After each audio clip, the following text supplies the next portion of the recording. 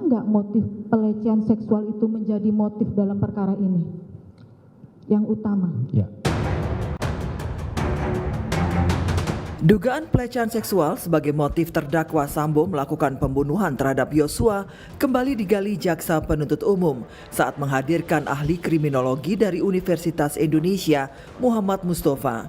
Ahli menyebut pelecehan seksual bisa jadi motif pembunuhan Yosua jika ada bukti yang kuat.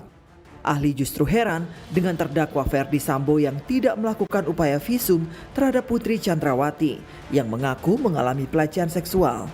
Menurutnya, sebagai perwira tinggi Polri berpangkat Inspektur Jenderal Polisi, seharusnya Sambo paham proses hukum sehingga meminta istrinya melakukan visum sebagai bukti adanya dugaan pelecehan tersebut. Karena yang menarik begini, bagi seorang perwira tinggi polisi, dia tahu kalau peristiwa perkosaan itu membutuhkan bukti dan saksi.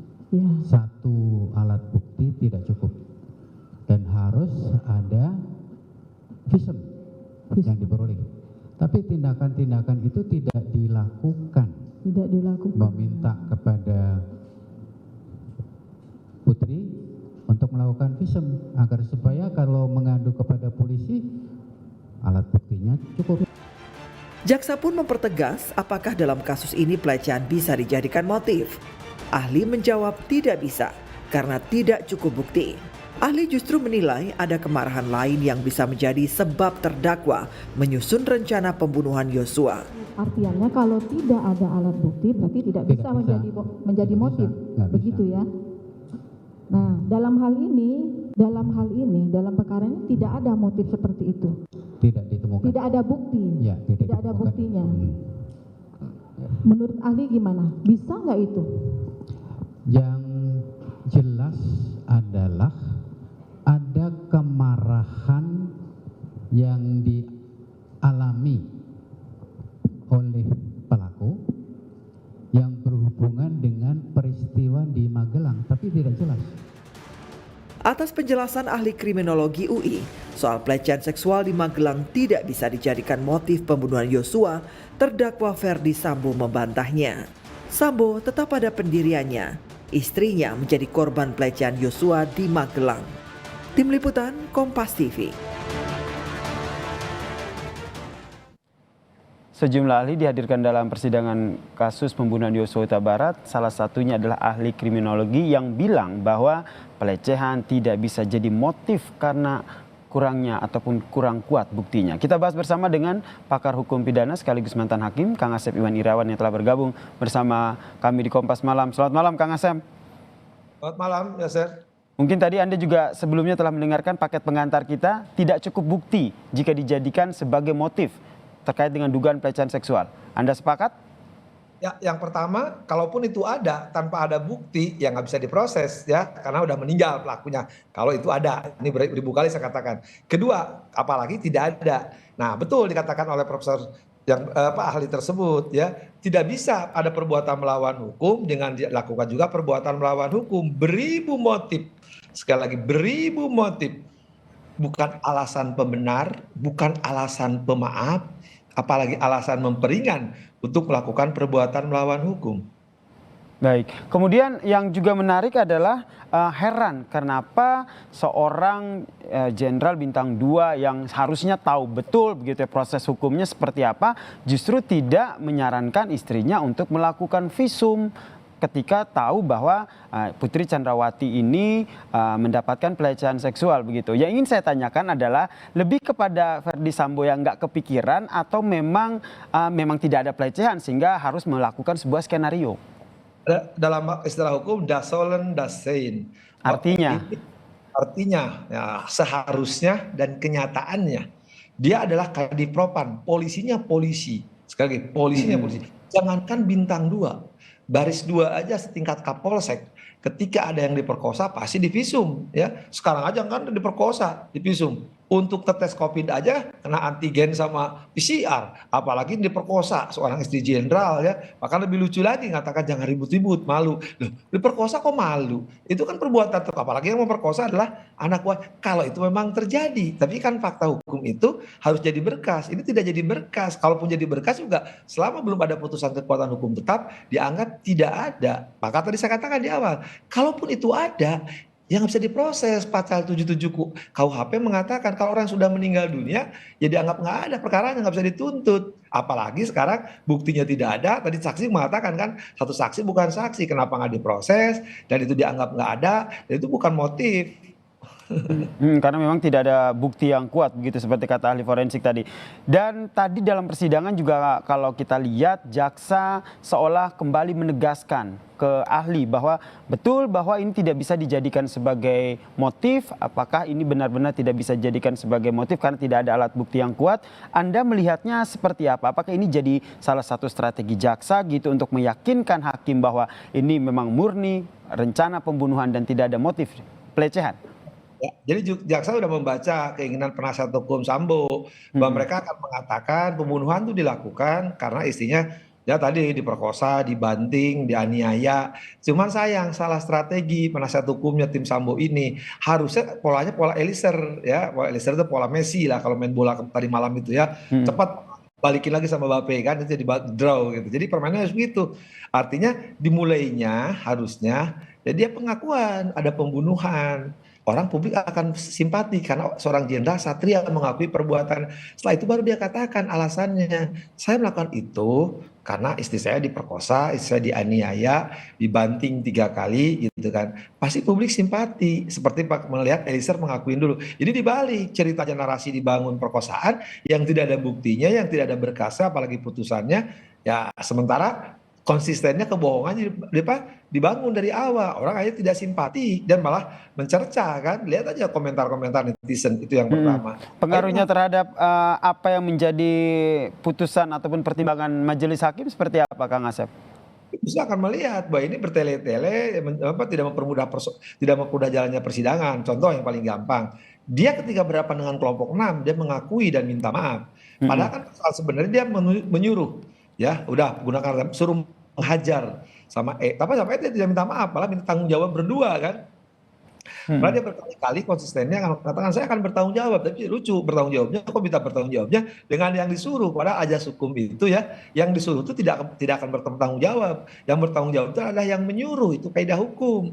Jadi aneh. Nah itu kemudian juga dia masih menyangkal. Yang lebih lucu lagi hari ini itu ketika ahli mengatakan, sekali lagi ahli bidangnya loh ya, seorang ya kecuali dia latar belakangnya misalkan di luar hukum ya. Kalau dia latar belakang seorang penegak hukum, seorang serse ya pasti tahu keahlian forensik, keahlian kriminologi, keahlian DNA dan sebagainya itu kita nggak bisa ngebantah karena itu teorinya mereka dan mereka adalah diuji di lab ya. Jadi dasarnya itu pengujian terhadap fakta dengan keilmuannya. Jadi kalau mereka berpendapat nggak bisa kita sangkal terdakwa hanya ya sudah itu keahlian karena kami juga kan keahlian juga tidak mengikat hakim hanya untuk meyakinkan bahwa perbuatan ini bisa diuji oleh keahlian tapi itu tidak wajib. Kalau hakim sudah berdasarkan fakta-faktanya berhubungan atau bersesuaian satu dengannya ya sudah. Kan lucu seorang terdakwa menyangkal pendapat ahli yang bukan di bidangnya seperti saya gini.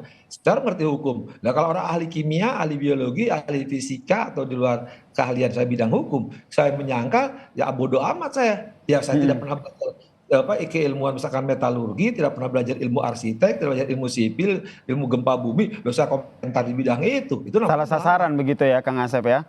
Nah, itu namanya melawak. Kemudian Kang Asep, yang juga menarik adalah apa yang disampaikan oleh ahli kriminologi tadi ketika ditanya sebenarnya ada kemarahan lain yang terjadi di Magelang sehingga membuat Verdi Sambo menyusun rencana pembunuhan terhadap Yosua Huta Barat. Kemarahan ini Anda menerjemahkannya seperti apa? Saya kira berkali-kali silakan buka jejak digital. Saya kira masalah motif bukan masalah soal begituan, tapi ada beginian. Yang saya bilang ada motif lain yang sebenarnya harus dibuka. Cuma saya pikir kan bukan masalah di dakwaan, nggak ada. Cuman orang juga paham. Cuman kan susah, hanya bisa dirasakan tapi susah dibuktikan. Itu kan sudah terdengar di mana-mana. Ini apa yang terjadi? Yosua ini kan kepercayaan. Ya pasti ada motif lain yang takut dibuka lebih gede lagi. Seperti apa kalau menurut Kang Asep?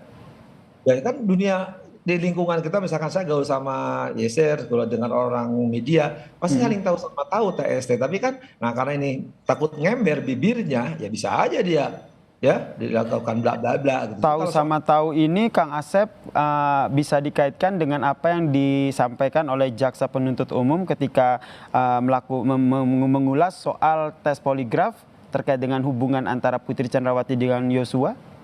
Nah itu bisa, karena sekarang banyak alasan lain yang, maaf ya saya agak kasar, ya selingkuhan di lingkungan kerjaan dan lainnya gitu kan, yang memang nggak boleh ya ini susila ya, susila lainnya, susila dan selingkungan, hanya dua persoalan itulah kata selingkungan dan sesusilaan lainnya itu memang sebenarnya ada di situ. Tapi kalau susilaannya itu selama tidak bisa dibuktikan susah, sama yang selingkungan juga yang tahu sama tahu apa di lingkungannya habitatnya. Ya kan pasti anak buah tahu. Misalkan gini yang paling gampang. Sopir itu, seorang pejabat tinggi, pasti tahu kelakuan majikannya. Karena ketika di belakang duduk dia komunikasi tanpa disadari, sopir dengar. Nah, apalagi ajudan, apalagi pengawal, pasti tahu persoalan lingkungannya. Nah itu juga yang harus dibuka, entah urusan tadi, ya tadi umum atau yang tidak terungkap di media. Tapi di media sosial sudah terungkap banyak kejadian-kejadian ini. Tapi sama kasih bilang, yang tahu itu hanya apa? Hanya mereka yang ada di Magelang gitu ya. Itu dan Tuhan yang Maha mengetahui.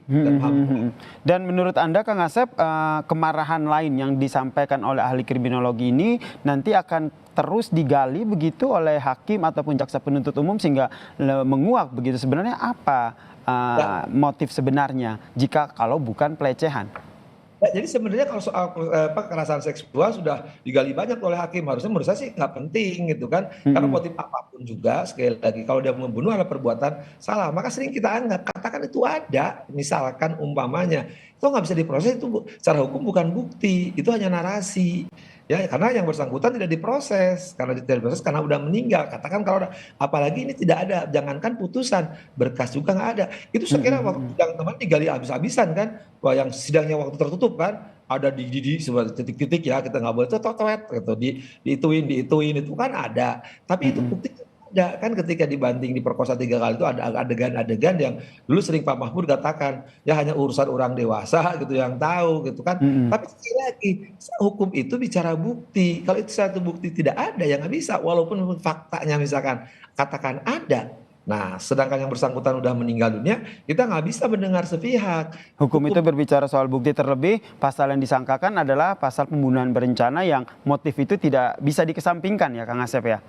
Betul, apalagi kalau motifnya perkosaan. Kalau perkosaan kan susah pembuktiannya. Masa perkosaan depan umum, publik jawab bisa disaksinya. Nah, apalagi tadi, masa diperkosa dibanting 3 kali, apalagi diancam, apalagi dianiaya gitu kan. Apalagi setelah yang lebih menarik lagi, setelah itu kan baik-baik saja hubungannya kan. Kalau ketahuan saya ya, sepengetahuan saya umumnya gitu, walaupun nggak semua ya, bisa kekecualian. Kalau terjadi sesuatu apalagi diperkosa, saya kira detik itu juga pasti melakukan tindakan, kalau tadi Kadipropam pasti melaporkan proses hukum. Kalau melakukan proses hukum minimal kan urusannya lah nyawa bayar nyawa, utang saya pada utang. Tapi kan lebih menarik lagi, justru kenapa dia menyuruh dihajar dengan orang lain yang sebelumnya ditawarkan sama RR kan. Betul. Jadi kan sudah waktu yang cukup berapa hari lamanya untuk menyusun rencana pembunuhan tersebut ya. Ya, lantas menurut Kang Asep sendiri, kenapa Verdi Sambo, tim pengacaranya masih tetap kekeh alasan melakukan pembunuhan karena adanya pelecehan? Bahkan Verdi Sambo menggunakan narasi pemerkosaan.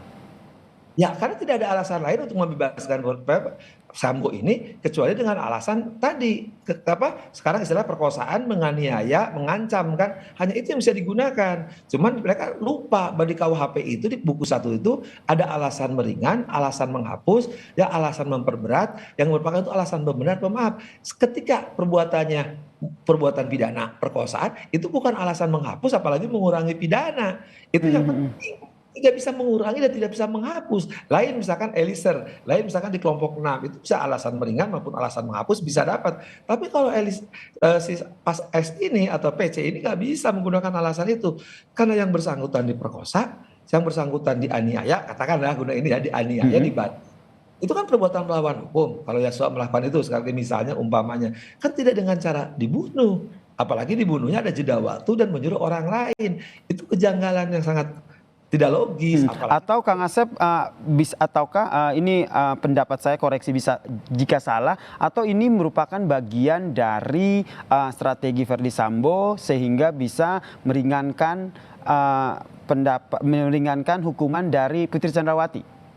Justru kalau misalkan untuk meringankan sebuah terjadi ini terlambat, harusnya strateginya ya dia mengakui saya memerintahkan menghajar Eliezer.